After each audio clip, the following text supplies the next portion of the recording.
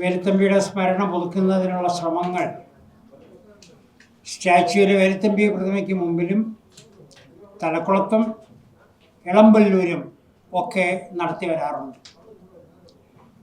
അന്നൊക്കെ പല സംഘടനകളാണ്. Mannadi P V Nair, V R Parameswaran Pillai sir അടക്കമുള്ളവർ ചേർന്ന ഒരു സംഘടന. അത് കഴിഞ്ഞ് വളരെ കാലം കഴിഞ്ഞ് തെന്നല ബാലകൃഷ്ണയുടെ നേതൃത്വത്തിൽ മറ്റൊന്ന്. ചനോച്ചരം കോളേജിലെ ഇംഗ്ലീഷ് പ്രൊഫസറായിരുന്ന രാജഗോപാലുള്ള മൂന്നാമത്തെ സംഘടന. സുദർശൻ കാർത്തികപ്പറമ്പിലിൻ്റെ വേലുത്തമ്പി ഫൗണ്ടേഷൻ.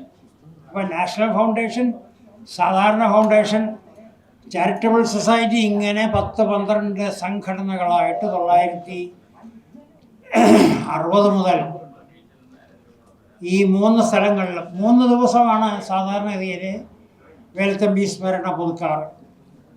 മകരം 1 അല്ലെങ്കിൽ ജാനുവരി 11. ഗവൺമെൻറ് അംഗീകരിച്ചിരിക്കുന്ന ഡേറ്റ് ജാനുവരി 11 ഞങ്ങൾ തന്നെ എഴുതി കൊടുത്തതാണ്. അപ്പോൾ ജാനുവരി 11 കുണ്ടറ വിളംബര ദിനം. ഇളമ്പല്ലൂർ ആചരിക്കും, ചിലപ്പോൾ ഇവിടെ, അല്ലെങ്കിൽ തക്കലെ.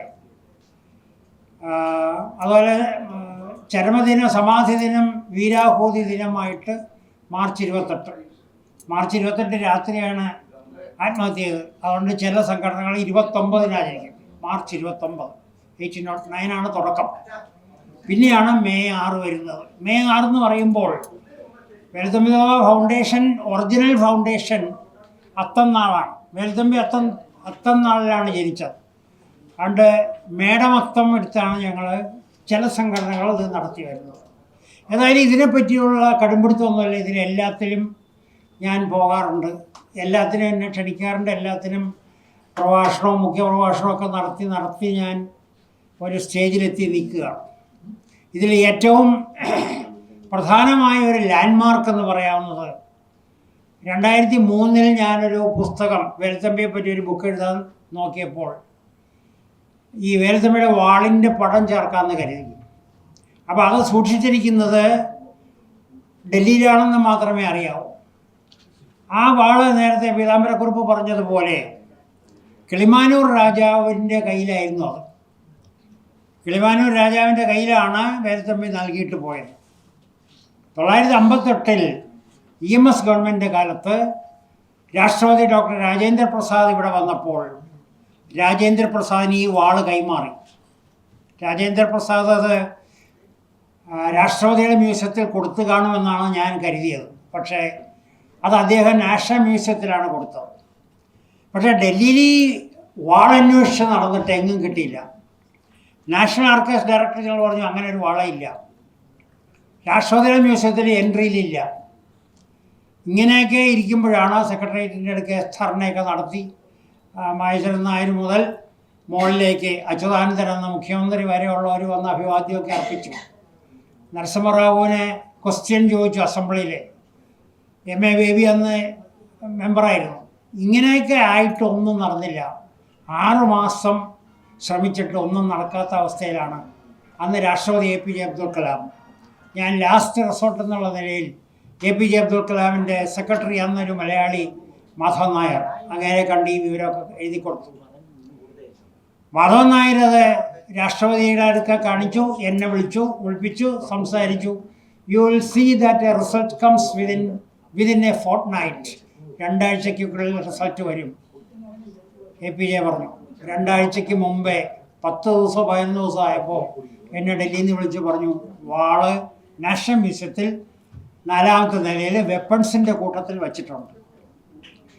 അപ്പോൾ ഞാനന്ന് അവിടെ ജൈനുവിൽ വേറൊരു മീറ്റിങ്ങിന് പോകേണ്ട കാര്യമുള്ളതുകൊണ്ട് പോയി നോക്കിയപ്പോൾ എന്താ, രാഷ്ട്രപതി ഡോക്ടർ രാജേന്ദ്ര പ്രസാദ് മേടിച്ചുകൊണ്ട് പോയി ആ ബണ്ടിൽ പൊട്ടിക്കാതെ നാഷണൽ മ്യൂസിയത്തിൻ്റെ സ്റ്റെയർ കേസിൻ്റെ അടിയിലിട്ടിരിക്കുക. ഇതിൻ്റെ പ്രാധാന്യം എന്താണെന്ന് അറിയാൻ പാടില്ല.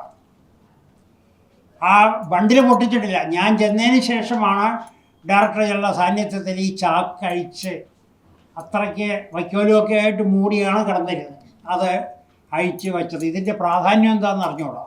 പക്ഷേ അതിൻ്റെ ഉള്ളിലൊരു ലെറ്റർ ഉണ്ടായിരുന്നു. ടിപ്പു സുൽത്താൻ്റെയും ഝാൻസി റാണിയുടെയും വാളുകളുടെ ഒപ്പം ഇതും വയ്ക്കണമെന്ന് ആരും എഴുതി വെച്ചിട്ടുണ്ട്. But വാളിൻ്റെ bundle പൊട്ടിച്ചിട്ടില്ല.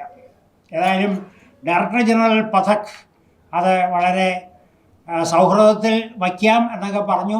ഫോട്ടോ എടുത്ത് എനിക്ക് തരികയും ചെയ്തു. ഞാൻ ഇങ്ങ് പോകുന്നു. അപ്പോഴാണ് ഇതിനെപ്പറ്റി അപ്പോൾ ഞാൻ അന്ന് ഗവൺമെൻറ്റിന് ഒരു ലെറ്റർ കൊടുത്തത്, ഒരു കാരണവശാലും വാള് ട്രിവാൻഡ്രത്തേക്ക്, അന്ന് സാംസ്കാരിക വകുപ്പ് മന്ത്രി ഇത് ഇങ്ങോട്ട് കൊണ്ടുവരാനൊരു ശ്രമം നടത്തി. അപ്പോൾ ഞാൻ എഴുതി കൊടുത്തത്, ആശാൻ്റെ പട്ടും വളയും പോയതുപോലെ ഇത് നഷ്ടപ്പെട്ടേക്കും ട്രിവാൻഡ്രത്ത് വന്നാൽ. അതുകൊണ്ട് നാഷണൽ മ്യൂസിയത്തിൽ ഝാൻസി റാണിയുടെയും താന്തിയത്തോപ്പിയുടെയൊക്കെ വാളും ആയുധങ്ങളൊക്കെ വച്ചിട്ടുള്ള ഒരു വലിയ ഹാളുണ്ട്, അവിടെ വെച്ചാൽ മതി എന്ന് എഴുതി കൊടുത്തതെങ്കിലും ഗവൺമെൻറ്റിൻ്റെ ശുപാർശ പോയത് ട്രിവാൻഡ്രത്തെ മ്യൂസിയത്തിൽ വയ്ക്കാനായിട്ട് 3 മാസത്തേക്ക് വേണം. 3 മാസത്തേക്ക് എന്ന് പറഞ്ഞപ്പോൾ നാഷണൽ ആർക്കിയോളജി ഡയറക്ടർ സമ്മതിച്ചു. അതിലെ ബേബിയും സുഗതകുമാരിയും ONVയും ഒക്കെ കൂടി കൊണ്ടുവന്ന് മ്യൂസിയത്തിൽ സ്ഥാപിച്ചു. മേയറും ഒന്നും ഉണ്ടായിരുന്നു. സ്ഥാപിച്ചിട്ട് 3 മാസം കഴിഞ്ഞ് പിന്നെ അവിടെ ആരും അത് ചോദിച്ചുമില്ല, നമ്മൾ കൊണ്ടേ കൊടുത്തുമില്ല. It is here in the Trivandrum museum. അപ്പോൾ APJ അബ്ദുൽ കലാമിനെ പോലെ ഒരാൾ ഉണ്ടായിരുന്നത് കൊണ്ടാണ് ഈ വാള് തിരിച്ച് നമ്മുടെ നാട്ടിൽ എത്തിയത്. അന്നിവിടെ പരീക്ഷിക്കാൻ സാധിച്ചില്ല.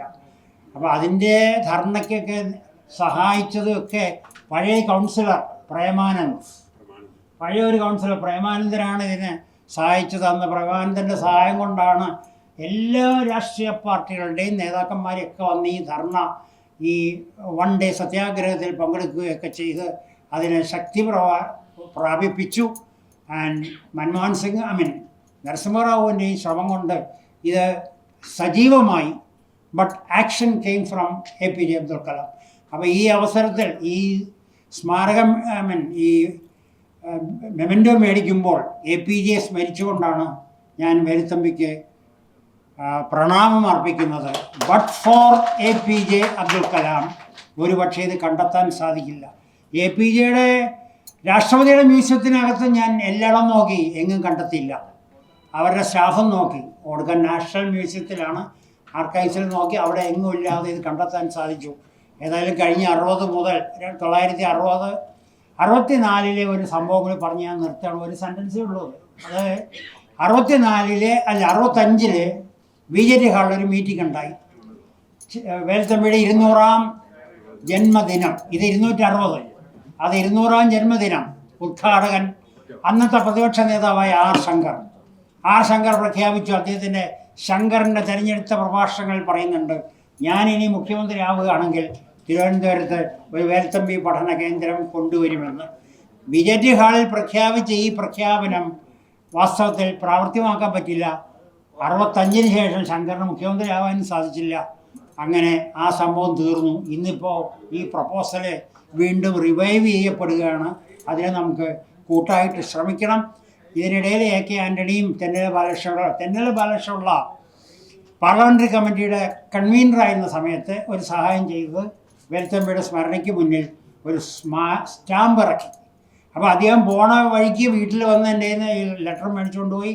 അന്നത്തെ മീറ്റിങ്ങിന് സ്റ്റാമ്പ് റിലീസ് ചെയ്യാൻ തീരുമാനിച്ചു. സ്റ്റാമ്പ് പ്രിൻ്റ് ചെയ്തു. AK ആൻ്റണിയാണ് ഇതിൻ്റെ താഴെ പ്രസ് ക്ലബ്ബിൽ വെച്ചത് പ്രകാശനം ചെയ്ത്. അതിനെ തുടർന്ന് ഒരു നാണയം ഇറക്കാനുള്ള പ്രപ്പോസല് പുതിയ മന്ത്രി നിർമ്മലാ സീതാരാമൻ അയച്ചെങ്കിലും അവർ 10,000 നാണയം നമ്മൾ വാങ്ങുമെന്നൊരു അഷ്വറൻസ് കൊടുത്താലേ പ്രിൻ്റ് ചെയ്യുള്ളൂ എന്ന് അറിയിച്ചു. പക്ഷേ ആ 10,000 വാങ്ങാനുള്ള പണം നമുക്കില്ലാത്തത് കൊണ്ട് ഇപ്പോഴത്തെ മാറിയ സാഹചര്യത്തിൽ നമ്മുടെ BJP അധ്യക്ഷൻ്റെ ശ്രമം ഉണ്ടെങ്കിൽ ഒരു നാണയം 10 രൂപയുടെയോ 15 രൂപയുടെയോ 50 രൂപയുടെയോ നാണയം ഇറക്കുന്നതിന് കേന്ദ്ര ഗവൺമെൻറ്റിനെ കൊണ്ട് സാധിക്കാൻ പറ്റും. അപ്പോൾ ഈ സ്മാരക പഠന കേന്ദ്രവും നാണയവുമാണ് മഹേശ്വരൻ നായരുടെ അടുത്ത 2 ഡ്യൂട്ടി. അടുത്ത വർഷം നമ്മൾ കുണ്ട്ര വിളംബര ദിനാചരണം നടത്തുമ്പോഴോ അതിനു മുമ്പോ തന്നെ ഇത് രണ്ടും രാജീവ് ചന്ദ്രശേഖർ വഴി പ്രാവർത്തികമാക്കണമെന്ന് ഉള്ള അപേക്ഷയോടെ ഇത്തരം ഒരു ചടങ്ങിൽ എന്നെയും കൂടി ക്ഷണിച്ചതിനും എന്നെയും കൂടി മെമൻറ്റോ നൽകി ആദരിച്ചതിനും ഈ നാഷണൽ ഫൗണ്ടേഷനോടുള്ള കടപ്പാട് പ്രകാശിപ്പിക്കുന്നു. വിശിഷ്യ അതിൻ്റെ അധ്യക്ഷനായിരിക്കുന്ന ശ്രീ മഹേശ്വരൻ നായർക്ക്. അപ്പോൾ വേലുത്തമ്പി എന്നെന്ന് സ്മരിക്കപ്പെടേണ്ട ഒരു വ്യക്തിയാണെന്നുള്ളതിന് ഒരുപാട് ദൃഷ്ടാന്തങ്ങളുണ്ട്. അതിനൊന്നും സമയമില്ലാത്തതുകൊണ്ട് ഞാൻ പറയുന്നില്ല. നേരത്തെ ചന്ദ്രിയ ടീച്ചർ പറഞ്ഞല്ലോ, മെക്കോളെ വേലുത്തമ്പിയുടെ ജഡം കുണ്ട്രയിൽ നിന്ന് ട്രിവാൻഡ്രത്ത് കണ്ണമ്മൂല വരെ വലിച്ചിഴച്ചുകൊണ്ട് വന്നപ്പോൾ അതിന് മറുപടിയായിട്ട് ഗവർണർ ജനറൽ മിൻറ്റോ, എൻ്റെ ബുക്കിൽ ഞാൻ ചേർത്തിട്ടുണ്ട്, മിൻറ്റോ ഒരെഴുത്തെഴുതി. നമ്മുടെ ലക്ഷ്യം വേലുത്തമ്പിയുടെ എക്സ്പൾഷനായിരുന്നു. അധികാരത്തിൽ നിന്ന് വേലുത്തമ്പിയെ മാറ്റിയതിന് ശേഷം വേലുത്തമ്പിയുടെ ഡെഡ് ബോഡിയോട് നമ്മുടെ പ്രതിനിധി മീൻസ് മെക്കോളെ കാണിച്ച നിരുത്തരവാദപരമായ ബാർബാറിക് ആക്ടിവിറ്റിയെ ഞാൻ കണ്ടം ചെയ്യുന്നുവെന്ന് പറഞ്ഞുകൊണ്ടാണ് മെക്കോളെ തിരിച്ചു വിളിച്ചത്. അപ്പോൾ ബ്രിട്ടീഷ് ഗവർണർ ജനറൽ മിൻറ്റോ പോലും മെക്കോളയുടെ ഈ പ്രവർത്തനത്തെ ശാസിക്കുകയും അയാളെ പിൻവലിക്കുകയാണ് ചെയ്തത്. കാരണം അത്രയ്ക്ക് ബാർബറസ് ക്രൂരമായ പ്രവൃത്തിയാണ് മെക്കോളെ ചെയ്തത്. എന്തോന്ന്, ഈ ബോഡി വലിച്ചഴിച്ചുകൊണ്ട് കണ്ണമ്മൂല കൊണ്ട് തൂക്കിയത് എന്ന് കൃത്യമായി ഗവർണർ ജനറൽ പറയുന്നുണ്ട്. നമ്മുടെ നാട്ടുകാർ വേലുത്തമ്പിയെ ക്രൂശിക്കാൻ നോക്കുമ്പോൾ ഗവർണർ ജനറലിനെ പോലെയുള്ള ഒരാൾ, അതും ബ്രിട്ടീഷ് ഗവർണർ ജനറലായ മിൻറ്റോ, അങ്ങനെയല്ല, അയാൾക്ക് കൃത്യമായ ലക്ഷ്യമുണ്ടായിരുന്നു. ഫ്രഞ്ചുകാരുടെ സഹായത്തോടെ ഇംഗ്ലീഷ് ആധിപത്യം ഇന്ത്യയിൽ നിന്ന് തൂത്തെറിയണം എന്ന ലക്ഷ്യമുണ്ടായിരുന്നു.